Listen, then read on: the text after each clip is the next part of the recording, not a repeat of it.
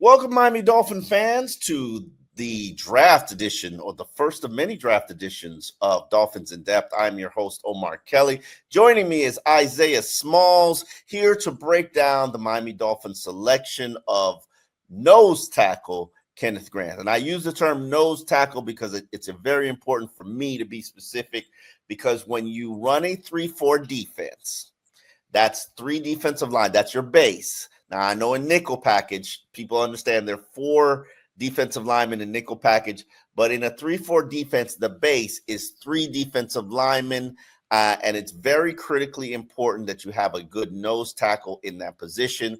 For those who don't understand what a nose tackle is, it's a little bit different than a defensive tackle. It is a guy hovering around 340 pounds. He anchors down the defensive line. He basically takes on two blockers, the guard and the center. It's a Vince Wilfork. It's a Vita Vea. It's a guy whose job it is to not get moved by those two offensive linemen. So it's one 340-pound guy taking on two 300-pound guys. And the Tim Bowens of the world, the Paul Soliais of the world, his job is to not be moved. It's not to get the quarterback. It's not to pressure the pocket. It's to not be moved. And the Dolphins selected Michigan nose tackle Kenneth Grant with the 13th overall pick. Isaiah, Chris Grier said they had some calls. They had some talks to go up. They had some talks to go down. But they liked the way the board fell to him. And they had always been targeting Grant. Obviously, he was a top 15 player on their board. Was this the right selection for the Miami Dolphins? I mean, I think so, right? You're talking about being specific with that nose tackle. So let's just use that term. They needed another defender along that defensive line, right? Like that, bar none. There was no Calais Campbell. Deshaun Hand left during free agency. That is a need that they had. And I like the pick, right? To me, what I see is offensive coordinators staying up late at night, right, trying to figure out how to stop that four. Look, man, look. Okay. I personally like when they go nickel, right? And so you have Kenneth Grant out there, you have Zach Sealer, you have Bradley Chubb, you have Jalen Phillips, and then you sprinkle in Chop Robinson every now and then to give those two boys on the edge some rest. I like that. That to me is a little bit scary. We'll see. Hopefully, I know Chris Grier said that, obviously, as you mentioned, right? Like Kenneth Grant projected as a run stopper, right? However, Chris Grier says, look, we believe he has some pass rushing chops. We hope that he has some pass rushing chops. And then, they look to try to spin that into a successful pass rusher, right? But defensive tackle was a big need for them, right?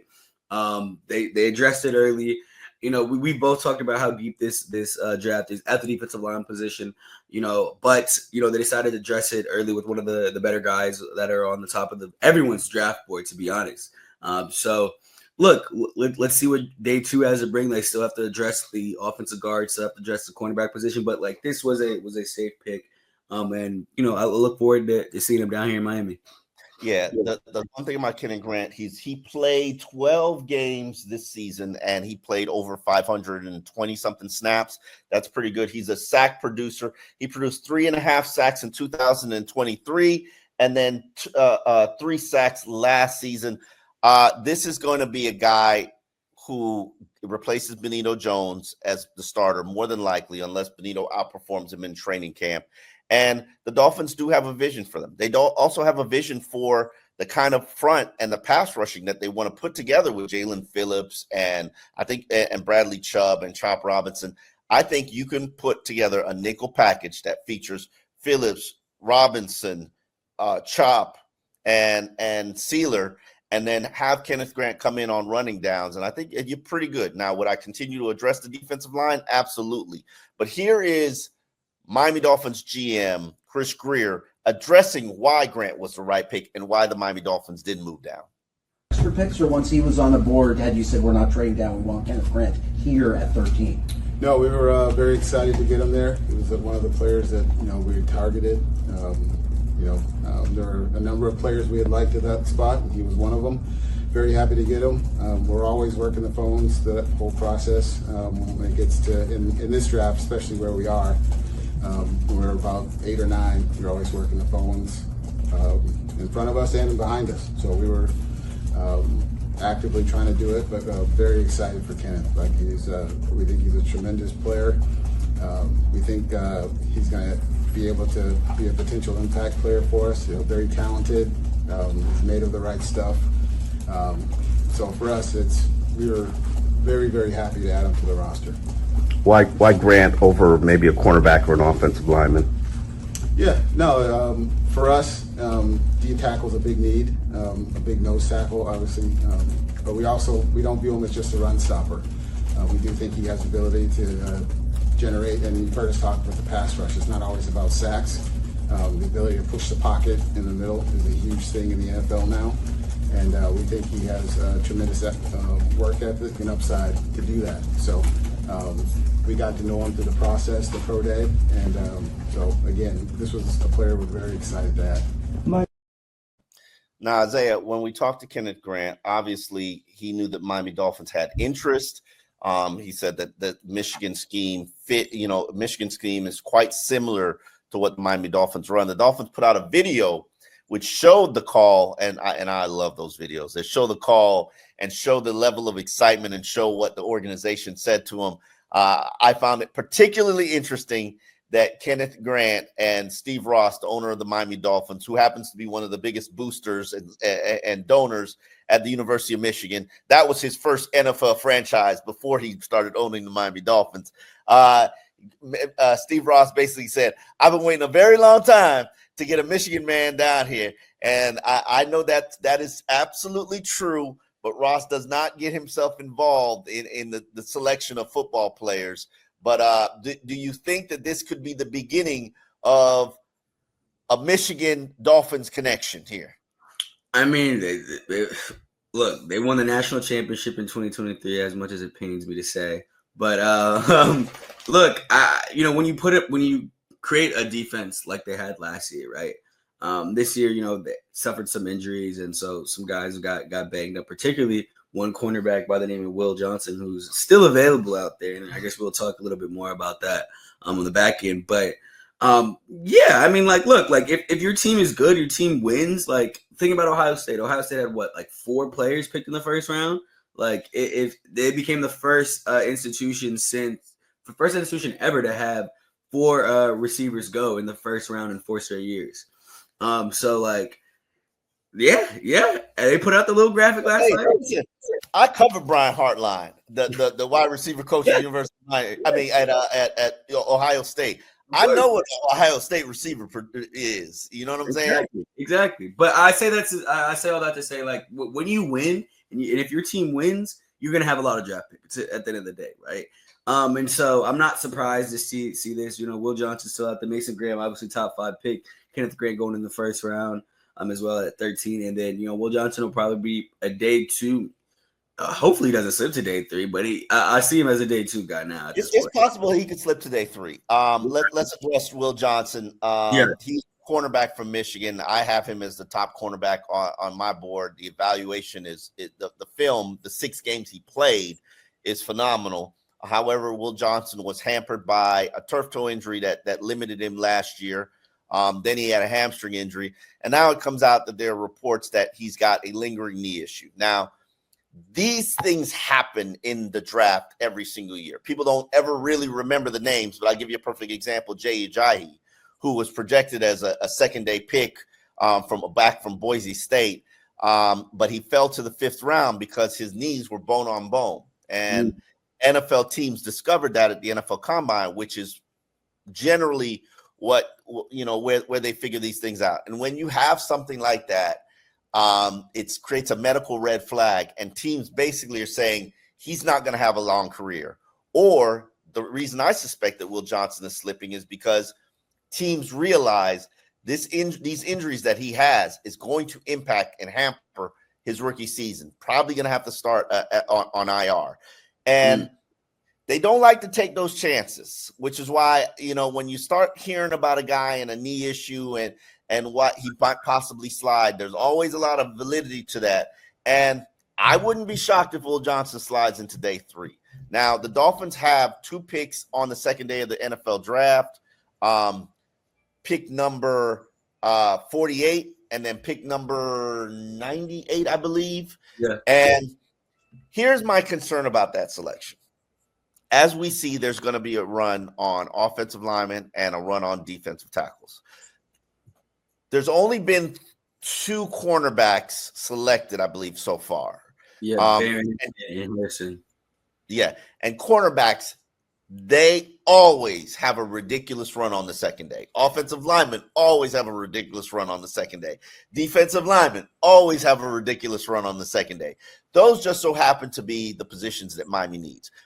Here's my fear and an issue that I wrote in the Miami Herald column leading up to the draft.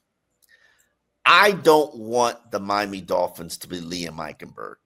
And when I say Liam Eichenberg, it's the thirst level that you have when in the 2021 draft, there was a run taking place on offensive linemen.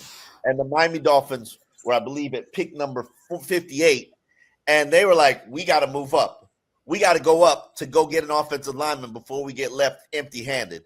They had to send a 3rd-round pick to the New York Giants.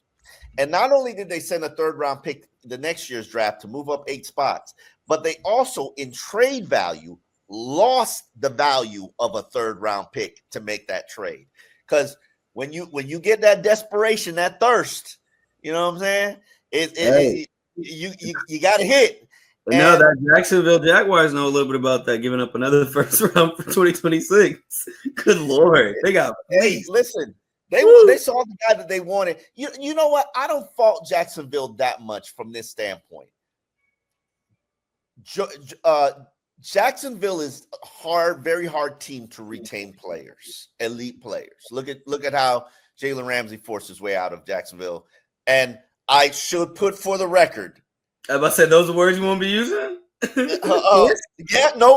Listen, I'm going to say forced his way out of Jacksonville. However, for the record, for the sake of clarity, and this is important, he did not force his way out of the Los Angeles Rams, and he is not forcing his way out of the Miami Dolphins. This is a mutual parting of ways. Okay. That has nothing to do with money. Mm-hmm. It is a mutual parting of ways. It has nothing to do with money. And Isaiah, you wrote a story. You found a little IG post that sent out a little message. And what did that message send? Basically, I can't remember the top words off the top of my head, but it was something to the effect like, you are who you surround yourself with. He posted a picture of some oranges, right? Some oranges were clean, some oranges were rotten. But it's basically, it's basically saying you are who you surround yourself with, right? And it's hard not to look at what he said and look at the mutual agreement for the trade request, because it, to me, and I don't know if you feel the same way, but to me, he's saying this place is rotten. I'm worried about my own winning ways getting dumbed down a little bit, because I want to win. I want to play a high competitive ball, and that's not something that's necessarily happening here with the Miami Dolphins. Now, that was my read of it. I want to hear yours.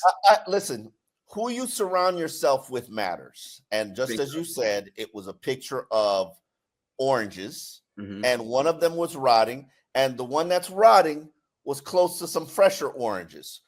And listen, Jalen Ramsay is a guy who has a dog, competitive fire. I remember vividly, it will probably be one of my top 5 Dolphins memories.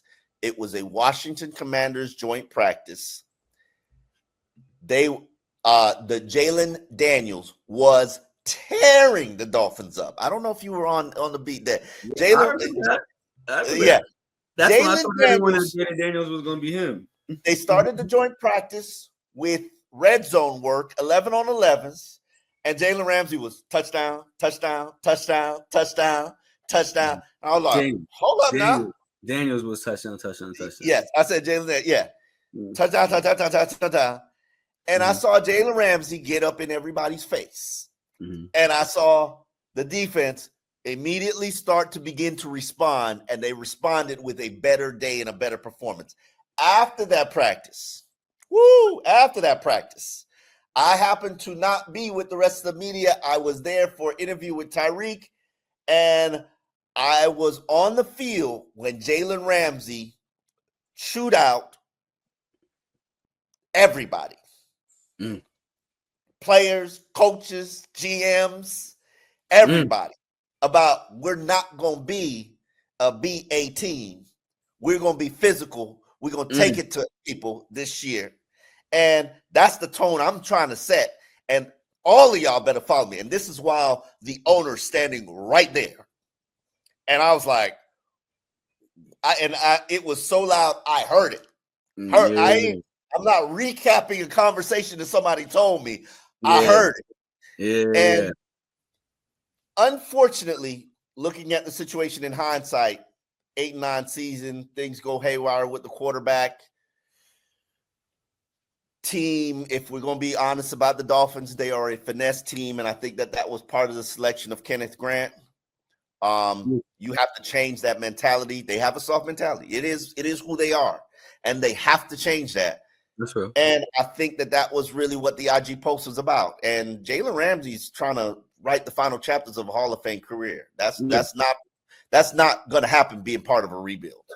Yeah, no, that's real. That's very real. It's funny because like you said that BAA teamwork. Like let's. I hope that over the next couple days, right? Because they are very significantly invested in this draft, right? That they get those guys who bring that sort of just roughness down here because they need it. They need it. Yeah, they need just these. They need just guys that are just like, look, I'm gonna get it out the mud. Exactly. Matthew Hayes, the tight end from Georgia Tech. Oh, absolutely, a nasty dog offensive guard. Yeah, that's what I need. That's what they need. And like I think especially when you lose leaders like Calais, you lose leaders like Teron, like. This team needs to find its identity, right? And as we've talked about before, you don't necessarily find your identity in the draft, right? But like if you get guys that can feed into whatever identity you're trying to build, right? Because these guys aren't going to, because they're rookies. They're not coming in and be like, this is what we do here, right? They're looking to see. Some do. Jarvis Landry came in here and was like, this is my team. Okay. There are some who do. Okay. Well, I have to guess. There weren't a lot of wide receivers on that team, though, right? No, they actually had a lot of wide receivers. They had a very good wide receiver room. Mike Wallace, Brian Hartline, Brandon Gibson. They had a wide receiver room. But Jarvis was like, "This my SHIT," and it was very apparent.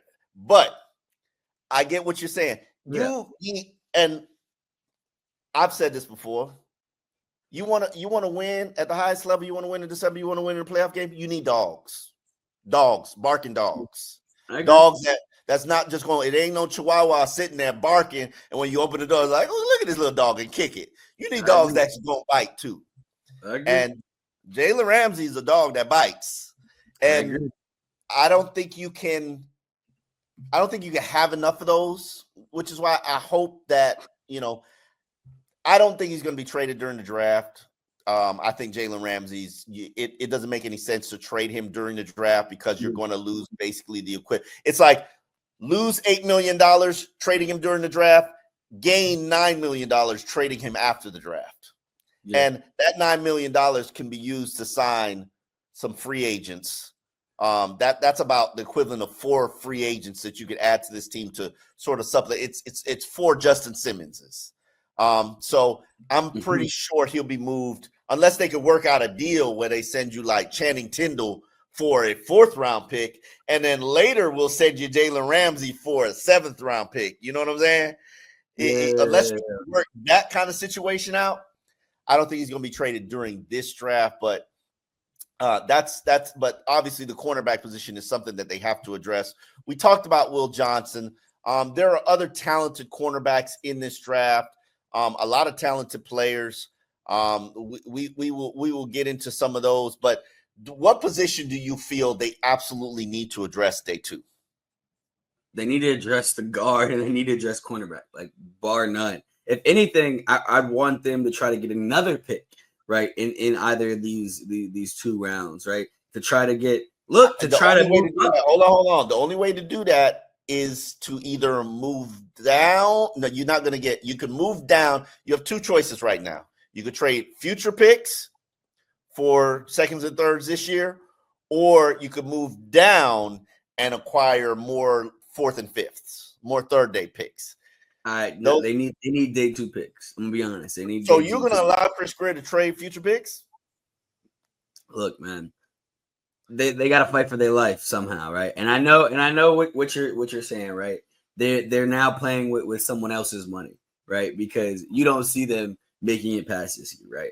However, their job is to make this team the best way it can be, as best as it can be, right? And the best way to do that is to find talent. And because this wasn't really a big top-heavy draft, right? You have, well, it kind of was. You have the Cam Ward, you have Travis Hunter, and then outside of that, yeah, look. And then outside of that, it's not an elite draft. That's what I'm saying. It's pretty top-heavy. Where players, from what I'm told, players 20 through 70 have relatively the same grade. But once you get past 70, it's going to be like, yeah. And that's what I'm saying. They need to go grab like 2 of the top 100 players in this draft. Now 48 and 98, right? They should, right? I just feel like that 98, it's going to be stuff's going to start slipping that left and right, man. They got to try to get back into that second round. 2 second rounds.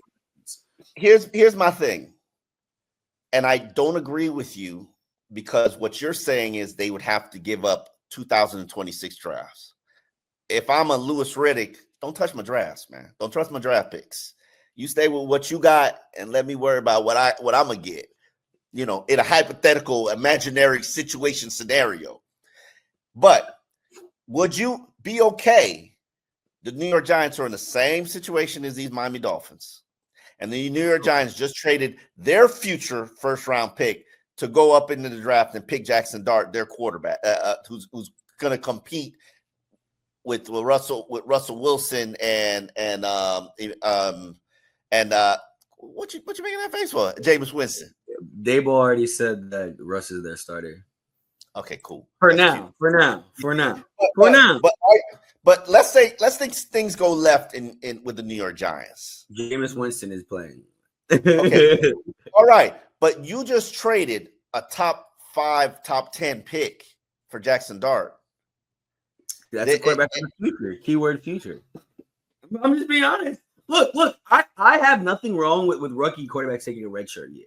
Like I believe, honestly, I believe that's the key to success, right? You throw these guys too often, and I heard Tom Brady talk about this. Too often, you're throwing these guys in the fire, and they're destroying their confidence. They're throwing interceptions. They're putting bad ball on tape, and eventually that starts to mess with your psyche, right? Why not sit for a little bit, grow as a player, learn the finer points of this game, and then we'll throw you out there. Especially playing in the New York media, playing under the New York media, because that's who they play under. I'm not even saying their owners. It's not the guy sitting in that suite. That owner is the New York media because they will criticize. So look, man, that's how I feel personally. I don't think that they should throw him out very early. Look, that's what they signed the 2 veterans. Man, throw even Tommy DeVito in there before you throw Jackson. No, we done with Tommy DeVito. No. I'm capping a little bit. But the point remains, man. Do not start your rookie quarterback that early. That's the only reason why I feel for Cam Ward. Now, do I think he'll have success eventually? Yes. But it's going to take him a minute. That team is not that good. Too many holes at other positions. Let's get into some of the talent that's available in this draft. You got Purdue offensive lineman Marcus Membo. He's a right tackle player. Arizona offensive guard Jonah Savia. I don't know if I said that name right. 6'5", 330 pounds. He definitely fits Miami's scheme. West Virginia offensive guard Wyatt Milam. That is my top evaluators. I think he was like his 3rd best interior lineman. And then Jackson Slater from South Sacramento State. That's one of the sleepers in this draft. But then there's some top talents out there. Luther Burden III, the Missouri wide receiver. A lot of people projected to be in the 1st round. He's still sitting there. You got Will Johnson with that knee issue. South Carolina's Nick Emenwari, who was projected as a 1st-round pick, a guy who killed it at the combine. He's still out there. You as a safety. Ole Miss cornerback Trey Amos, who is battling his way back from a knee injury. Oh no, I think it's Siobhan Reevil, who's East Carolina. He's battling his way back from an ACL injury. More than likely, he's still going to be there. What I did find interesting is Chris Greer basically saying and pointing out a lot of teams, including us, have had some success with late-round cornerbacks. It doesn't seem like Chris Greer is pressed to select that position early. Mm-hmm. I'm a fan of, if depending, again, we don't know the medical history of Will Johnson, right? But if he's there with that 98th pick. 98? Oh, you going 98? You passing that 48, but you going 98. Look, it depends how bad that knee is, right? If it's awful, then the 98. If it's something that you believe you can get him with your trainers, work it out, and potentially have him ready for midway through the season, right? Why not take that 48th pick? Because he is one of the top talents in this draft. When he plays, he's a ball hawk. He takes the ball away, and that's what this team needs, yo. So I'm for that. I'm for that. I don't disagree with you, but really it depends on what the medical is. If the medical is saying that it's bone on bone, or like, oh yeah, Xavier had a knee issue that he had early in his career, and once it got fixed and addressed, it wasn't a problem anymore. Mm-hmm. Give you another example. Frank Gore, he had to tear both ACLs for his knees to heal properly. So, he tore them in college. He had to tear both ACLs for his knees to heal properly. And remember, Frank was a savant as a running back, but he came out of Miami with 2 ACL tears. He was still selected in the 4th round and put together a Hall of Fame career, I believe 15 seasons. So the question is, do you believe in the player or not? Obviously, it's too high of a risk to make it in the 1st round. 2nd round, the price might be a little steep. We don't know what the medical is, but I could definitely see taking a chance at 98. Do you? And then getting back to offensive guard, are you not a fan of Tate Ratledge? No, I am a fan of Taylor Ratledge. He's probably more of a 3rd-day guy. There's some the Georgia offensive lineman. Tate Ratledge is definitely a third. He's more of a 3rd-day guy to me. If you're selecting him in the 2nd day, you either really love him or you got a little thirsty, and you saw a run happening. Now, that's what I fear. I fear you'll see a run happen and then you'll be left empty-handed. But clearly the Dolphins have a little bit more conviction, believing that Kenneth Grant is easier, it's more difficult to find than an offensive guard. And it really fits into what their both GM and head coach's mindset is, which is it's an offensive guard. It shouldn't be that hard to find. Unfortunately, this franchise has struggled to find it for over a decade. 100%. And then one more name for you. With that 48th pick, if he's there, Trevion Henderson, what do you think? If he's there, do you think you go grab that? Or do you I know the Mike McDaniel obsession. Yes, if you believe in a back, and I'm not a big Devon Achane is a featured back. I believe Devon Achane is a back that you share the backfield with. I don't want to run him into the ground in his NFL career with 300 carries. I think he'd be much better with 180 carries and sharing the backfield with somebody else. So Trayvon Henderson, the Ohio State running back. I like both Ohio State running backs, to be honest. But for me, if you want to change the tonality of this team, Cam Scatterboot, the Arizona State running back. Yeah. And I do believe that you need to change the tonality of this team. It can't be all about speed. It's this. We've spent 3 years emphasizing speed, building speed, becoming a finesse team. It's time to put some brass knuckles on and become a little bit more fit. I agree. Take it back to the early 2000 days, man, with the Dolphins. Look. Oh, you talking about Ricky Williams? I'm just talking about the energy of that team. Like with Zach Thomas, Jason Taylor, like that's who Tom Brady hated to play. He's talked about it before. Like he hated to play out of all the teams he's played. He said he hated playing the Dolphins because the Dolphins had, and that's what people don't realize. Dolphins had the best winning record against Tom Brady. Like Dolphins always split that series, but they just could never win the division. And that sucks. And to be able to win the division, I think now, especially with the way that the league's going, Patriots are creeping back up there, right? Obviously, Josh Allen is everyone's father in this division, right? But the Jets got a new coach, so they're going to play hard. I believe they're going to be playing a lot harder. I think it's now is the time for the Dolphins to kind of adopt that dog, tough, rugged mindset. Because if not now, they're just going to get BTA. It's going to be BTA for a long time. We don't need that. I don't want to cover that. All right, folks. Well, we will be back tomorrow to break down what happened in day 2. Stay tuned to the Dolphins in Depth, where we've got you covered for the entire NFL draft.